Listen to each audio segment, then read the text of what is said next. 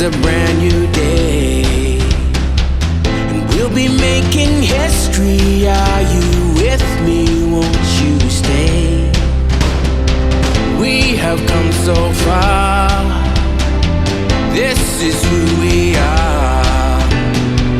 And like the rising sun, we have just begun to play our part. This is the time we form the chorus. Lift your voice for those before us. We can rely on one another.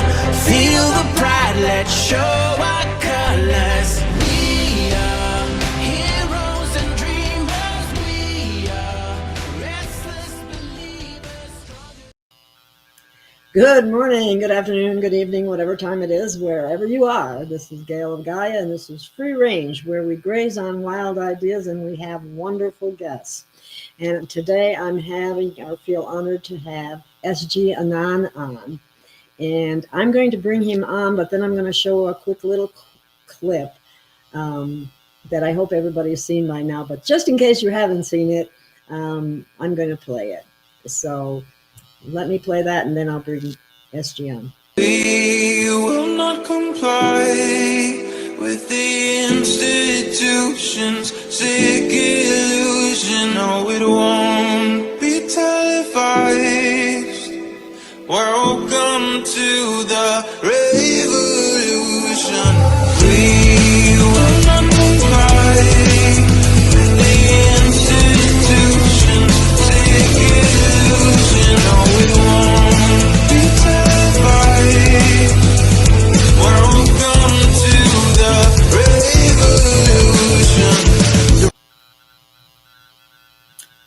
Well, that was quick. I don't know why that turned off.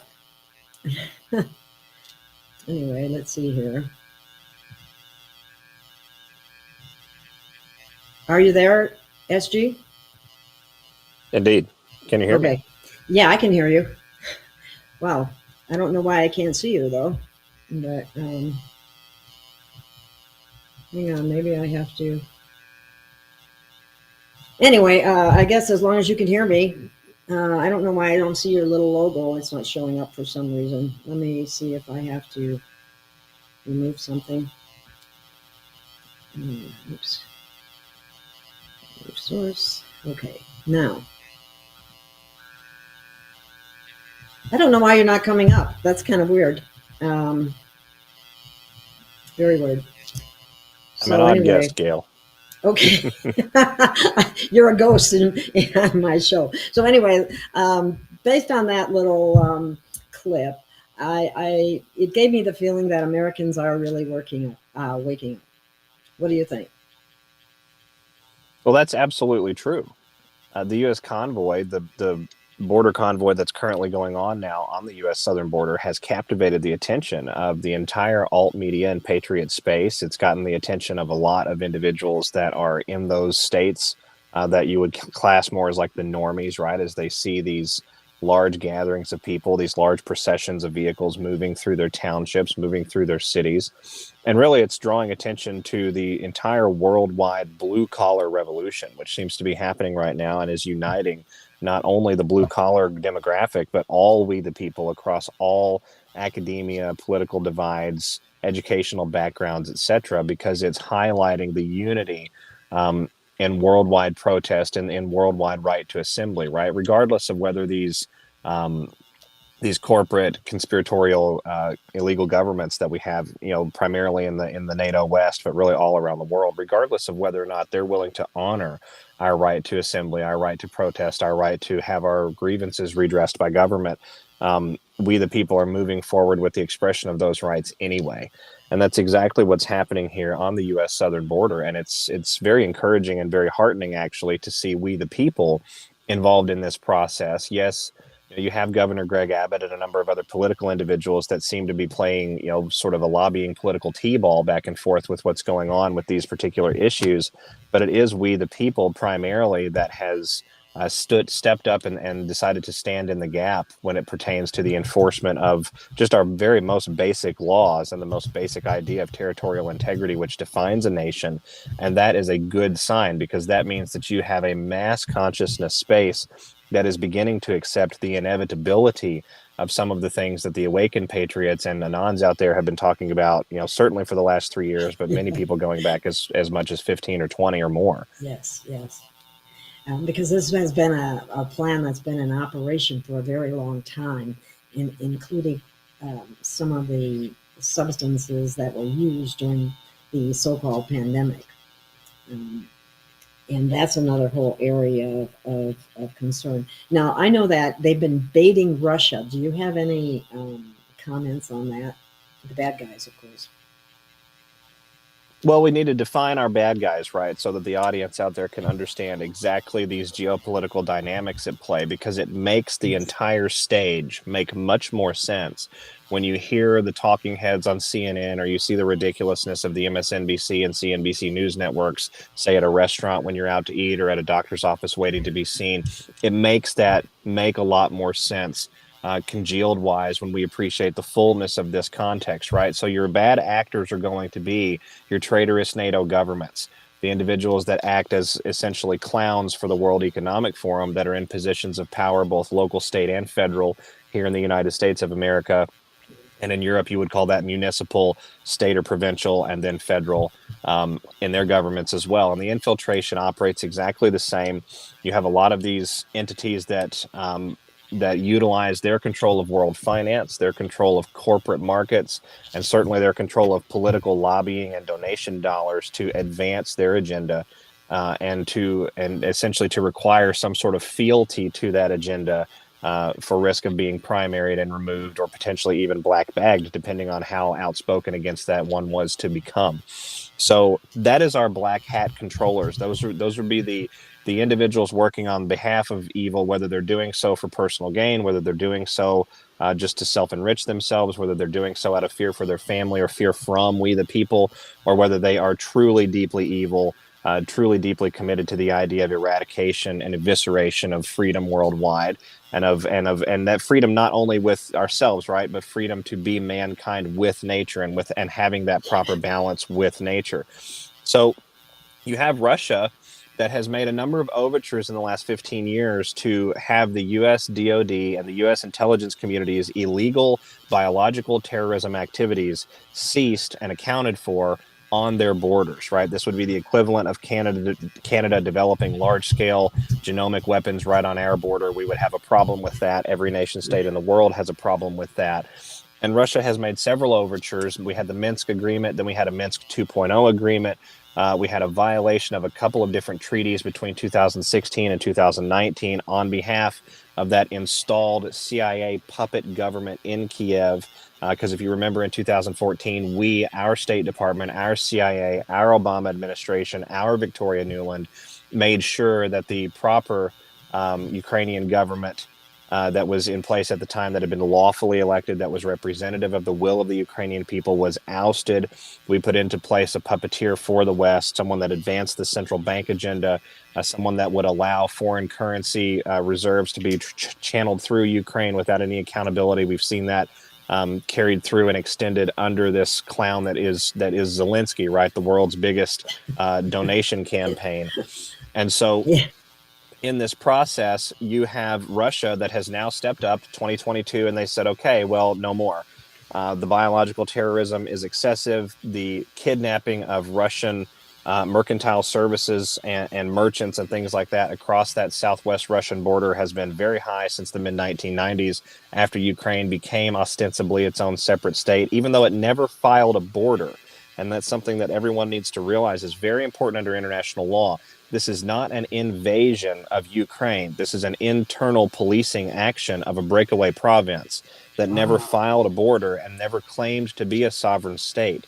And so these biological terrorism activities, because of that, are not subject to international scrutiny, international inspection services, international associated efforts to come in and bring accountability, transparency, and clarity to what's happening there, because it operates essentially as a rump state. It operates as this sort of non-state. And Russia in 2022 said, okay, well, that's our bellies are full, and we won't tolerate this anymore. So what is the goal now of the Russian military operation? It's a couple of different things. They have to destroy the biological terrorism complex that has been developed in that area of the world. very, very lethal pathogens from a number of different Western intelligence and Central Asian and African intelligence agencies being studied there, zoonotic diseases that are very virulent being created in these biolabs in Ukraine. One of the things Russia unearthed in Mariupol, Ukraine, after they liberated that city from the Nazi Kiev regime, was a number of aerosolized versions of the rabies virus, which has a 97% mortality rate in humans and is a very, very awful death. And that particular virus, of course, not transmissible in the air typically, but through gain of function, through the weaponization and the biological research done there, was aerosolized in a way where it could be transmissible through the airwaves. That's what Rand Paul talks about when he says these people take these viruses that are problematic in their own right, but manageable, and they just turn them into super viruses. That's exactly what's been going on in Ukraine. There's more than 40 U.S. biological laboratories in Ukraine. Russia has liberated about 12 of those. You have the NATO West that is absolutely losing their minds because they know that in this conquest process from Russia, this reclamation process and policing action, you're going to see the exposure of all of their webs, right? The Russians are very, very surgical at this.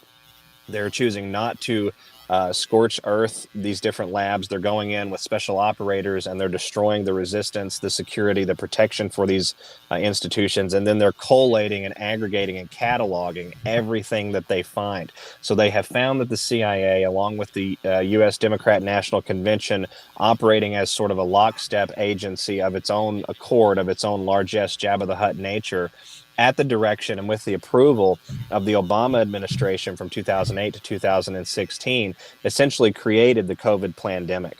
And so moving forward, we're going to see what else have they created? Who are the actors involved with that? What is Victoria Nuland actually accountable at a war crimes level for? This is someone that has been responsible for the deaths of millions of civilians all around the world.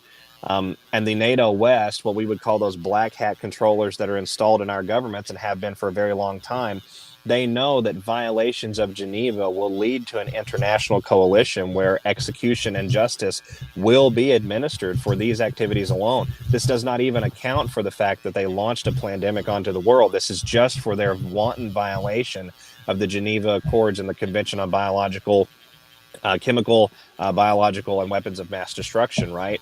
So they are going to do whatever is needed to stop Russia's process, to stop Russia's success in this. They attempted to do it economically, no success there. They've attempted to unilaterally engage geopolitical pressure around the world, but no success there either because of the BRICS alliance and that group that has offset the power and the influence from the NATO Western Washington, D.C. backed Western group of governments, right? That U.S. dollar-based bloc around the planet.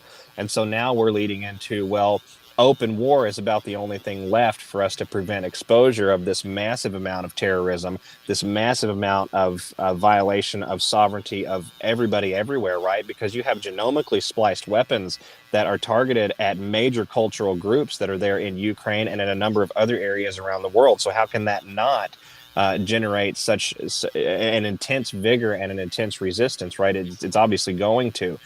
So we're seeing the baiting process now to try and blame Russia for some sort of major event as a justification to engage NATO forces, really stepping into full throttle. We've seen Victoria Nuland, not Victoria Nuland, we've seen a number of different Ukrainian commanders that have discussed, they have alleged that Victoria Nuland has instructed Ukrainian military high command in some regards to destroy the nuclear power plant at Zaporizhzhia. This plant is a very large facility. It's a nuclear power and production facility, and a reactor meltdown there as a result of some sort of military action would produce a low-yield nuclear explosion of some kind, along with the radioactive emissions sort of on the same caliber as that of Chernobyl in the 1980s. And the plan right now is to try and accomplish this and blame Russia for it. It's one of the reasons Russia has tripled the defensive lines around Zaporizhzhia in that area, and they have concentrated a tremendous amount of front artillery just in that area of Ukraine to prevent the ability of these different sabotage groups from crossing open land and getting actually over to the plant. So with that sort of not working as of right now, but that plan is still in motion, you're seeing a number of other fallback plans sort of hinted at or designed because the president of Belarus has now come out and said that his intelligence community in Belarus, which is very aligned with Moscow and has been for a very long time, he has said that his intelligence community is now sure, he used the term sure, that there is a false flag attack of some kind being planned in the Baltic states to be blamed on Belarus as a justification for NATO activity. So you're seeing NATO realize that the jig is up and that we're slowly grinding down those bars until we get out of this prison that is this worldwide terrorism complex, right? And they can't have that happen. So we're seeing this set up now. I expect this to really ramp up in the summer, probably corresponding with some sort of a pandemic 2.0 attempt, which will likely be blamed on originating in Russia as a result of their war in Ukraine. We know that that's not true. But that I think that is to be expected, one of the expected narratives that we have. And Russia, I think, understands this. And so to prevent the seeing through of these plans from the NATO side, you have this counterintelligence espionage warfare that's going back and forth. But I think you're going to see Russia counter much earlier than the summer, probably next month or the month after that, with an escalated offensive with the goal of getting to Kiev. Wow. You know, we don't have any way of proving things that were predicted, but it reminds me of the Edgar Casey prediction about Russia would be the one that would bring hope to the world in the fight for freedom. And so I think this is starting to play out. We're going to see it more and more. Now I'm going to ask our listeners to please move away from the YouTube channel because I'm